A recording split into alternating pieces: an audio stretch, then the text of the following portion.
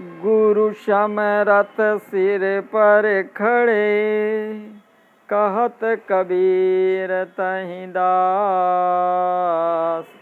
रिद्धि सिद्धि सेवा करें, मुक्ति न छाड़ें साथ। बोलिए श्री सद्गुरुदेव की जय। अब आगे गोस्वामी जी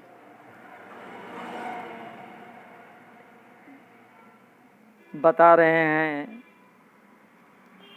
56 एपिसोड में जो चर्चा चली थी उससे आगे अब यह 57 एपिसोड है। रामायण के अनुसार भजन का महत्व। तो भजन के महत्व को गोस्वामी जी आगे बताते हुए काकभूषुंडी और गरुड़ जी के संवाद के माध्यम से बता रहे हैं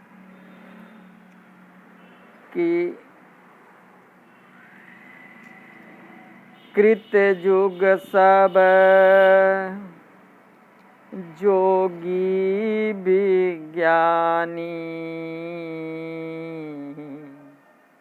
और करि हरि ध्यान तरहि भव प्राणी। त्रेता विविध यज्ञ नर करही, और प्रभु ही समर्पी कर्म भवतर। द्वापर करी रघुपति पद पूजा, और नर भव तरही उपाय न दूजा। और बताया कलि युग केवल हरि गुण गाहा, और गावत नर पावहि भव थाहा। क्या बता रहे हैं गोस्वामी जी कि सतयुग में सब योगी और विज्ञानी होते थे। उसमें प्राणी भगवान का ध्यान करके संसार से तर जाते थे। त्रेता में मनुष्य अनेक प्रकार के यज्ञ करते हैं और सब कर्मों के प्रभु को समर्पण कर भव पार हो जाते थे। द्वापर में मनुष्य श्री रघुनाथ जी के चरणों की पूजा करके भव पार होते थे। दूसरा कोई उपाय नहीं था। अब बता रहे हैं कि कलयुग में केवल भगवान की गुण गाथा के गान करने से मनुष्य भवसागर की थाह पा जाते हैं। तो कलयुग केवल हरि गुण गाहा, और गावत नर पावई भव थाहा। तो केवल भाव का भाव है कि ये सबसे सुगम है। यश ज्ञान मात्र ही तो करना है। दूसरा भाव कि हरि गुणगान मात्र ही एक उपाय है, दूसरा है ही नहीं। यथा कलौ युगे कलमस मानसा नामन्यंत्र धर्मे खलुनाधिकार। यानी गावत से जनाया कि गाने मात्र की देर है, फल में देरी नहीं। योग यज्ञादि में देर में फल मिलता है। ये सौलभ्य गुण कलयुग में दिखाया। उनमें जन्म भर कर्म करने पर कहीं भवतरण होता है। कृत त्रेता और द्वापर के साधनों का फल भवतरही कहा। यथा कर हरि ध्यान तरह भव प्राणी, प्रभु समर्प कर्म भवतरही, और नर भवतरह उपाय न दूजा। और कल के साधन का फल पावहि भवथाहा का। तो इस भेद में क्या भाव है? इस भेद से हरि गुण गान में विशेषता दिखाई। वे भव तर जाते हैं पर था नहीं पाते, और वे था पा जाते हैं। फिर इनको कभी उसमें डूबने का डर नहीं रह जाता। वे अंत में भव तरते हैं। बीच में डर बना रहता और ये गुड़ गण गान करते ही भवन नाश से अभय हो जाते हैं। जीते जी इनको भय नहीं रहता, संसार में रहते हुए भी इनका समुद्र के पार जाना सहज दिखाया। औरों के तरने के लिए बड़ा परिश्रम दिखाया, इनको नाव की भी अपेक्षा नहीं। तो तरई और पावई था इस भेद से जनाया कि कीर्तन से भव समुद्र सूख सा जाता है। पैरों पैरों निर्भय होकर चले जाओ, नाम लेत भव सिंधु सुखाई, करो विचार सुजन मन माही। तो था पाने का भाव ये है कि नर तन पाकर उससे भजन करना, यही था पाना है। तो इस उपाय से 2-4 जन्म में पार हो जाते हैं, पर इसमें दास सहमत नहीं। तो जो कहा गया था उसी को यहाँ विस्तार से कहा है कि जो वहाँ विस्तार से कहा था उसे यहाँ संक्षेप में कहा है। विशेष वहीं देखिए, कृतयुग सब जोगी विज्ञानी करि हर ध्यान। तो यहाँ बताया ध्यान प्रथम युग, त्रेता विविध जग नर करही प्रभु समर्प, यहाँ का मख विधि दूजे।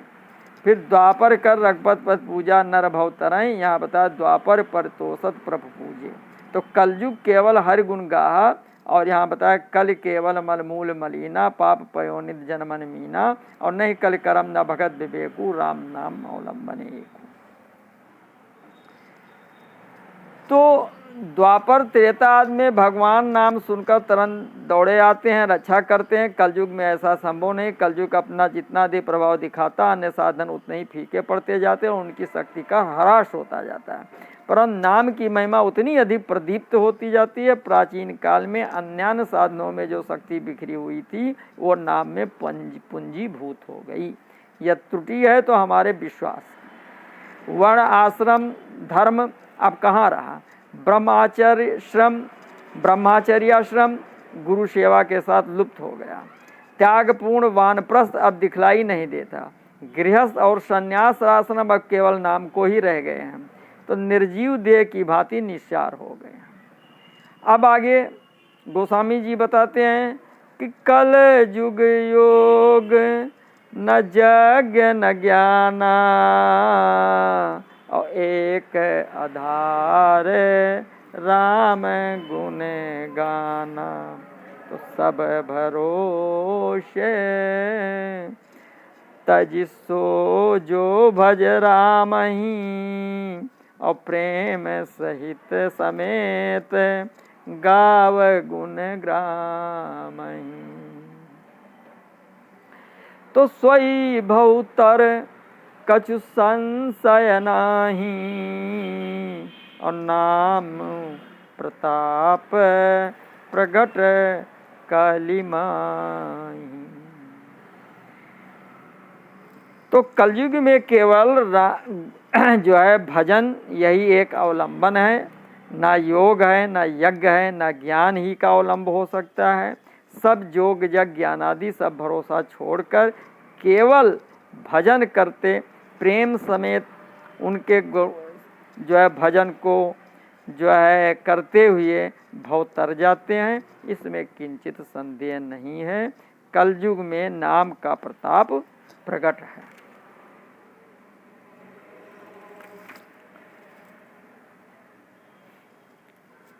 तो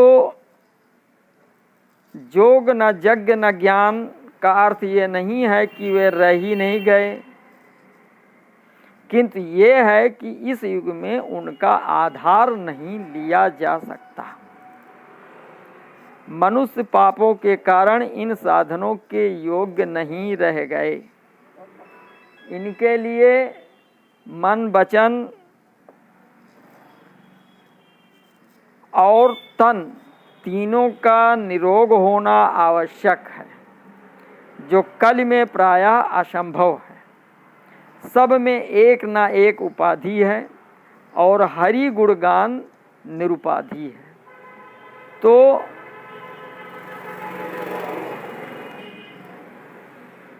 इस उदाहरण से और स्पष्ट हो जाता है कि ग्रसे कलि रोग जोग संयम समाधि रे, जब तप तीरथ जोग समाधि कल मत विकल न कछु निरुपाधि। करतहु सुकृत न पाप सिराही, रक्त बीज सम बाढ़त जाहि। विनय पत्रिका में बताया गया है। कर्म जाल कलिकाल कठिन अधीन, सुसाधित दाम को ज्ञान विराग जोग तब जप को, भय लोभ मोह कोह काम को। दिन सब लायक भय गायक रघुनायक, गुण ग्राम को। बैठे नाम काम तरु, तर डर कौन घोर घन धाम। तो कलिकाल अपर उपाय ते, अपाय भये जैसे तम नासवे को चित्र के तरनी। और करम कलाप परिताप पाप सान सब, ज्यों सुफुल फूले तरु फोकट फरनी। दंभ लोभ लालच उपासना विनाशनी के, सुगत साधन भई उदर भरनी। और जोग न समाधि निरुपाधि न विरागी, ज्ञान व्यचन विशेष बेस कहूँ न करनी। को मद मोह ममता यतन जानी, मन बात नहीं जात कही ज्ञान विज्ञान की। और नाहिन आवत आन भरोसो, यही कलिकाल सकल साधन तरुहें श्रम फलन भरोसो। तप तीरथ उपवास दानमक, जहि जो रुचय करौसो। और पायहि पै जानिबौ करम फल, और भरि भरि बेदु परोसो। आगम विध जप जाग करत नर, सरत न काज खरोसो। और सुख सपने न जोग, सिद्ध साधन रोग वियोग धरोसो। काम कोह मद लोभ मोह मिल, ज्ञान विज्ञान हरो विराग हरोसो। और बिगड़त मन संन्यास लेत।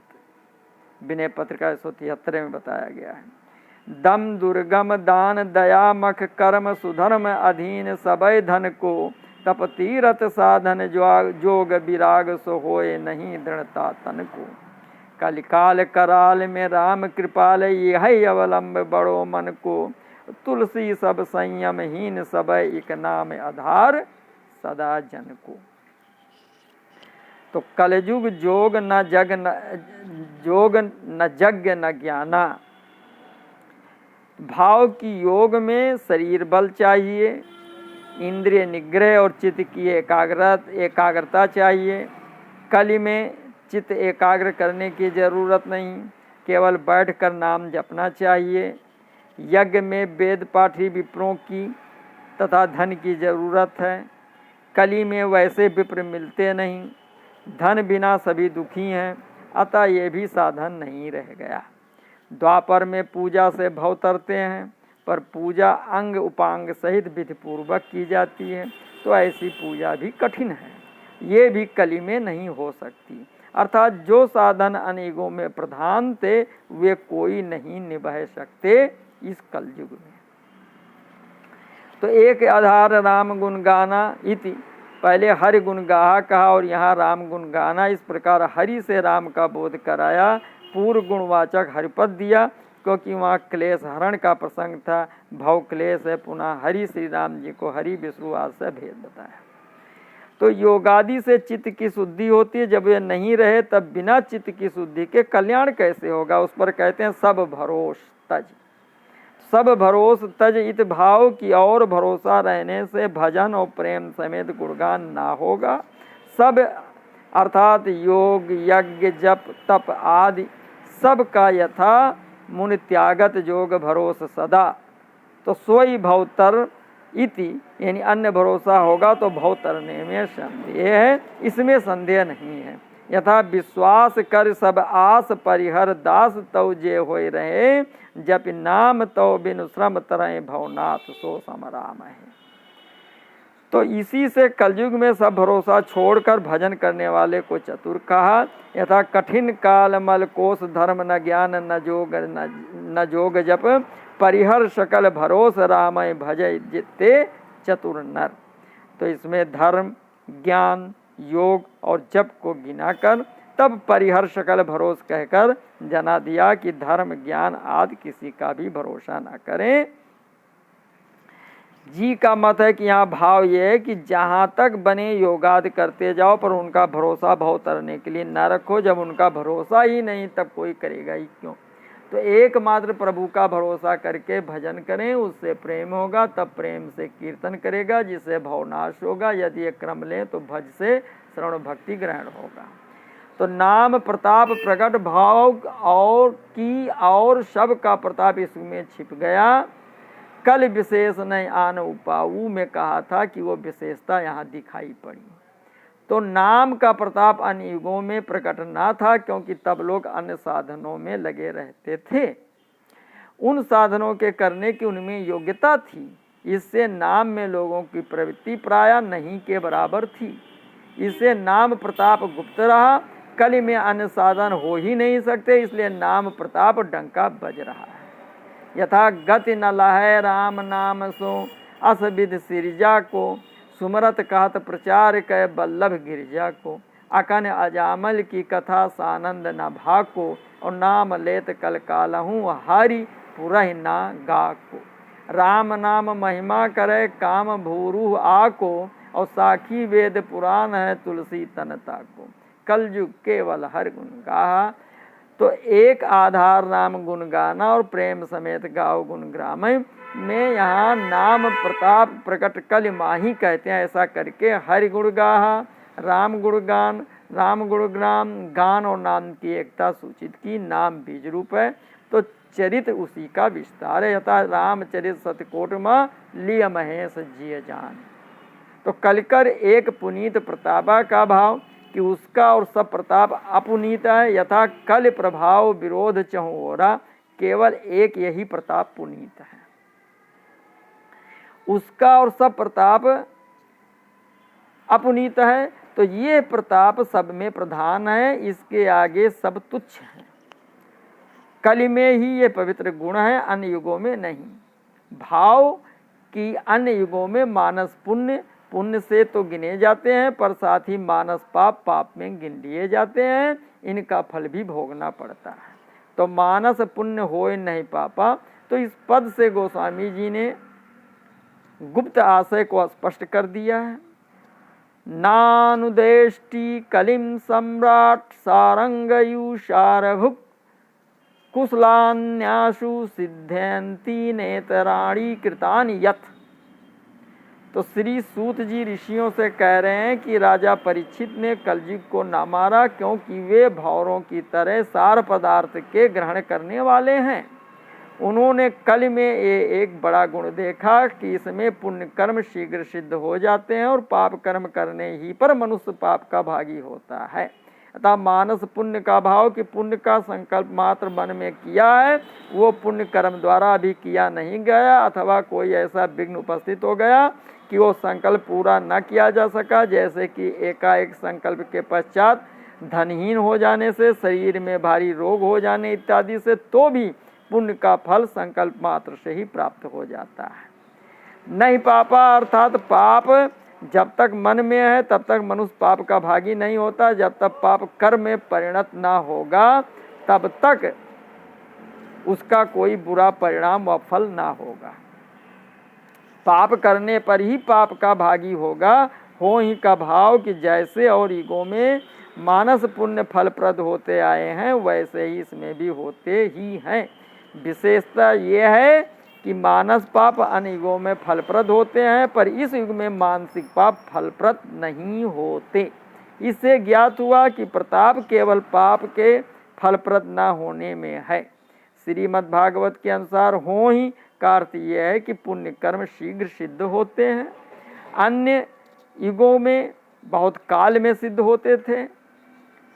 तो मानस पुण्य फलप्रद हो जाता है, क्योंकि इसके ना हो सकने पर ग्लानि होती है। तो प्रभु की कल के जीवों पर असीम करुणा और अनुकंपा दर्शित करते हैं। उन्होंने देखा कि कल केवल मलमूल मलिना पाप पयोनित जन्मन मीना है, तब जीव बेवश है। मन तो कभी शुद्ध हो ही नहीं सकेगा जब ये जीव तो सदा के लिए भव में ही पड़े रहेंगे। अतः उन्होंने कृपा करके अन्य युगों के नियम का ये अपवाद एक्सेप्शंस कल के लिए कर दिया। श्री रामचंद्र जी के राज में भी जब मन को जीतना पड़ता था, यथा जीतो मन ही सुनी यस रामचंद्र के राज, तब भला कलयुग में वो कभी स्थिर रखा जा सकता है। तो मानस पुण्य होए नहीं पापा, पुनीत प्रताप दिखाते हैं कि किसी को देखकर भी मन में संकल्प हुआ कि हम भी ऐसा करेंगे, पर न कर सका तो भी उसका पुण्य लिखा गया। तो यहाँ शंका होती है कि तब तो हम रोज ही मन से कहा करेंगे कि हम 10,000 का ब्रह्मभोज करेंगे इत्यादि, हमारा पुण्य लिखा जाएगा। तो इसका उत्तर ये है कि मानस पुण्य उसी को कहेंगे कि मन में स्वतः संकल्प आ गया कि करेंगे पर कर ना सके। ज्ञान कर संकल्प किया करना ये वाचंकता है, मानस पुण्य नहीं है। कलयुग में ये प्रताप क्यों रखा गया? इसे कि कल में तन और वचन से ही इतने पाप होते हैं कि ठिकाना नहीं। तो यदि मन के भी पाप गिने जाते तो पाप पयोनित जन्मन मीना होने से पाप का भार शीघ्र ही इतना अधिक हो जाता कि प्रलय हो जाता। प्रलय का यही नियम है, इसलिए मन के पाप क्षमा कर दिए गए। परीक्षित जी ने इसी गुण को जानकर कलयुग को मारा ना था। तो